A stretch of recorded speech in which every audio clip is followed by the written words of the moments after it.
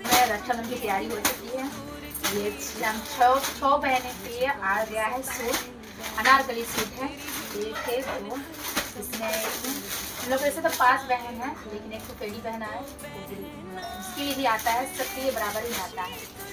और तो भाई का मन था कुछ और ही देने का, भाई इस बार देने का मन था, लेकिन बहुत बजट से ज़्यादा आ रहा था, 8,000 का एक पायरा आ रहा था, तो इसलिए फिर प्लान चेंज हो गया। सबके लिए अनारकली सूट, कॉटन में सूट आया है। और फिर उसके साथ ये चूड़ियाँ, सभी के साथ सिंदूर बिंदी चूड़ियाँ जाएंगी।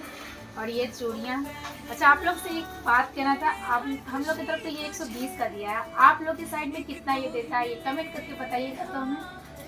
ये पुआ के लिए है और ये हम बहनों के लिए, तो आप लोग बताएंगे कि कौन सा सूट सबसे अच्छा लगा। मतलब सबकी पसंद है, ऐसा नहीं है, सब वीडियो कॉल में सब लोग सेलेक्ट किए हुए हैं, तो आप लोगों को कौन सा कलर सबसे ज़्यादा अच्छा लगा कमेंट बताइएगा प्लीज़। फिर मिलते हैं नेक्स्ट ब्लॉग में। Thank you.